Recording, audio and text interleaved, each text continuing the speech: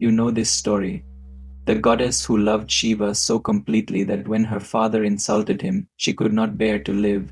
She stepped into the sacred fire of her father's yajna and died, and Shiva's grief, the grief of a god who had lost the one being he had ever loved, shook the cosmos. He carried her body across the world and would not release it. Until Vishnu intervened and Sati's body was cut into pieces that fell across the subcontinent, becoming the Shakti Peethas, the sacred sites of the goddess. Sati, the first wife of Shiva, the original goddess of faithful devotion, the name that became the word for the practice of a widow immolating herself on her husband's funeral pyre. You know it like this. She loved Shiva. Her father Daksha opposed the marriage and hated Shiva. When Daksha held a great yajna and deliberately did not invite Shiva, the insult was public and calculated. Sati went anyway. Daksha insulted Shiva in front of the entire assembly. Sati could not bear it. She stepped into the fire. That is the devotional story. The story of love so absolute it cannot survive dishonor. Now let me tell you what the Shiva Purana and the Devi Bhagavata Purana, the oldest versions of this story, actually record about what Sati said, what she chose, and why the devotional tradition has consistently softened her own words about why she died. She did not die for Shiva. She died for herself. The version of Sati most people know positions her death as the ultimate expression of wifely devotion. She cannot survive the insult to her husband. This reading has been dominant in the popular tradition for centuries, and it has been used explicitly, historically, with devastating consequences to construct and justify the practice of Sati widow immolation, which killed millions of women in Indian history. But look carefully at what the Shiva Purana and the Devi Bhagavata Purana actually record, not the devotional summaries, the texts themselves.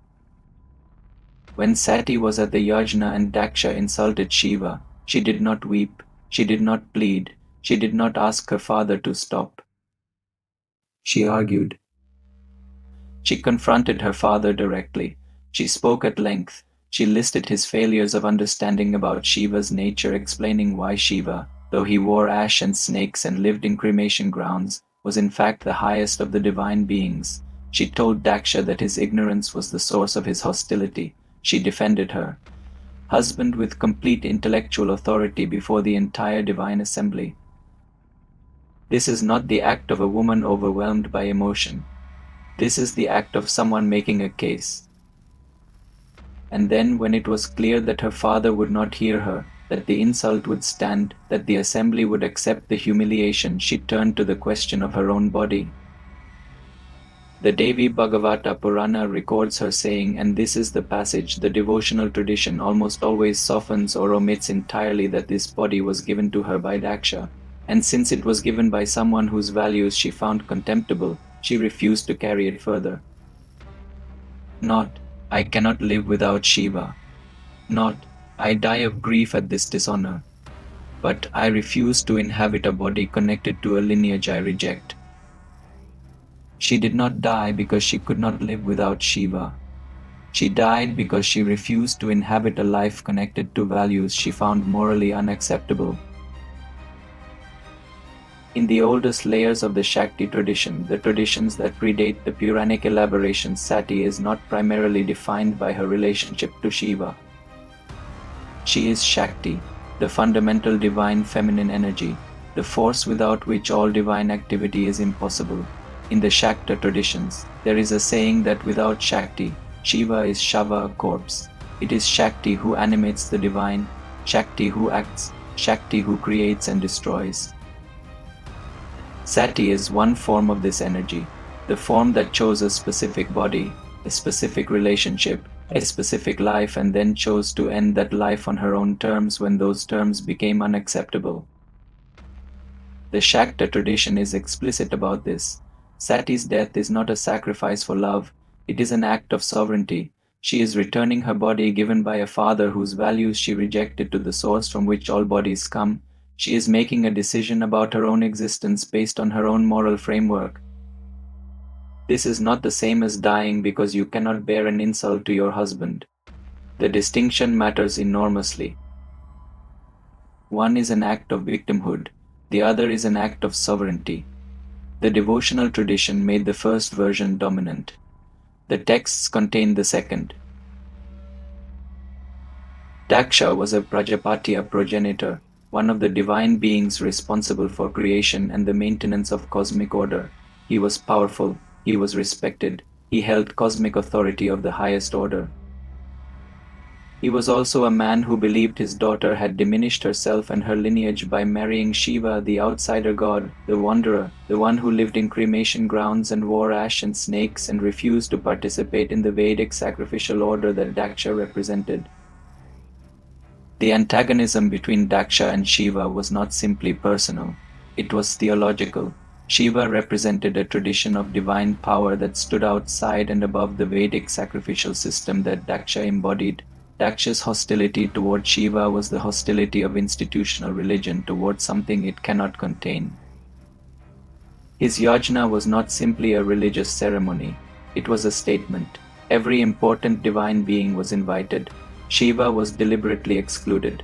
The exclusion was public, visible, and intentional. When Sati arrived uninvited, Daksha did not simply ignore her. He used her presence as an opportunity to deliver a comprehensive public humiliation of her husband, calling Shiva unfit, impure, outside the acceptable social and religious order in front of the entire divine assembly. And then, when Sati argued back when she defended Shiva with intellectual authority and challenged her father's understanding, he dismissed her. This was not a father who failed to understand his daughter's relationship. This was a father who understood it perfectly and chose to destroy it in public. Sati stepped into the yajna fire. The yajna fire, the sacred fire of the ritual, was not a funeral pyre. This distinction matters enormously. The yajna fire was the fire of creation and transformation. It was the fire through which offerings passed to the divine. It was the most sacred fire in the Vedic tradition, the fire that connected the human and the divine, the earthly and the cosmic. By entering the yajna fire, Sati did something more specific than die. She offered herself, her body, her connection to Daksha's lineage, her participation in the social order he represented back to the divine. She made her death a sacred act of return rather than an act of despair. The Shiva Purana records that as she entered the fire, she meditated on Shiva, not in grief, not in despair, in devotion. She directed her consciousness toward him with the full focused attention of a divine being in a moment of sacred act. She chose the manner and the meaning of her death with the full attention of a goddess who understood exactly what she was doing. This is not the same as a woman who killed herself because she could not survive the humiliation of her husband's public dishonor. This is a goddess who made a deliberate, specific, cosmically significant choice about the terms of her existence. What happened after Sati's death is one of the most dramatic sequences in all of Hindu mythology. Shiva arrived at Daksha's yajna. His grief and his rage were not separate things, they were the same thing expressed at divine scale. He destroyed the ceremony. He killed or mutilated those present, including Daksha, whose head was eventually replaced with that of a goat. He took Sati's body and carried it across the cosmos, wandering. With the body of the goddess on his shoulders, unable to release it, his grief so immense it threatened to destabilize the universe. Vishnu intervened. He used his Sudarshana chakra to sever Sati's body piece by piece as Shiva carried it.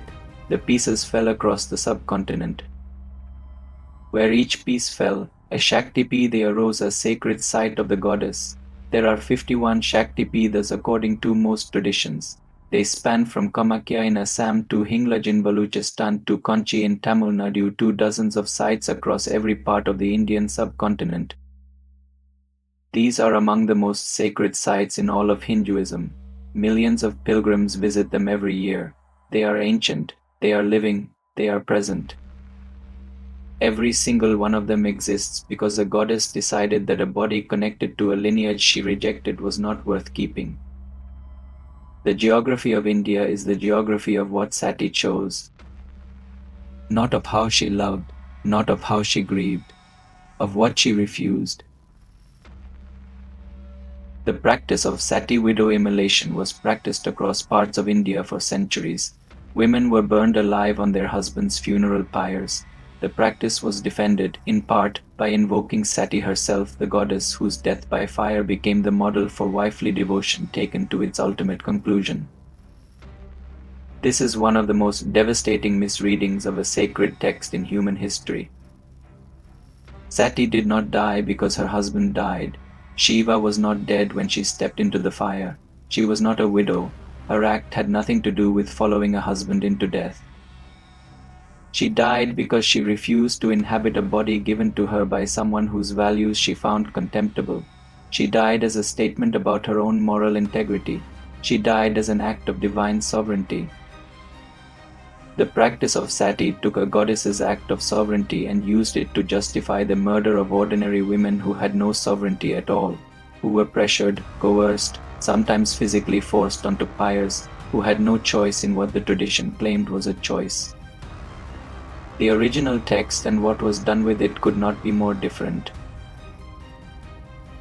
The story of Sati has been told for thousands of years as the story of the devoted wife, the woman who could not survive dishonor to her husband, the ultimate expression of wifely loyalty that became in its most terrible consequence the justification for the murder of millions of women across Indian history. The actual text tells a different story. A goddess who argued with her father with intellectual authority, who defended her husband not from grief but from conviction, who, when argument failed, made a decision about her own body based not on despair but on the refusal to inhabit a life connected to values she found contemptible. The devotional tradition made this into a love story. The texts made it a statement of sovereignty. The distinction matters because the love story version was used to tell generations of women that dying for a man was the highest form of devotion, that a woman's existence was so bound to her husband's honor that dishonor to him was a reason for her death. The sovereignty version says something completely different. It says, a goddess looked at the life that had been constructed around her, the body given to her by a lineage she rejected, the father who used his power to humiliate what she loved, the divine assembly that would not challenge him, and said, "No, I will not carry this." Not because she could not survive, because she refused to. And the geography of an entire subcontinent, the 51 sacred sites that millions of people visit today, where the goddess is present and worshipped and alive, is the physical mark of what she chose. Every Shakti Peethas is a piece of what she was, scattered across the land, still burning. She did not die for love. She died for dignity. And the earth remembers where she fell. Script by Grey Wall Stories. Every wall holds a story. Some walls hold the goddess herself.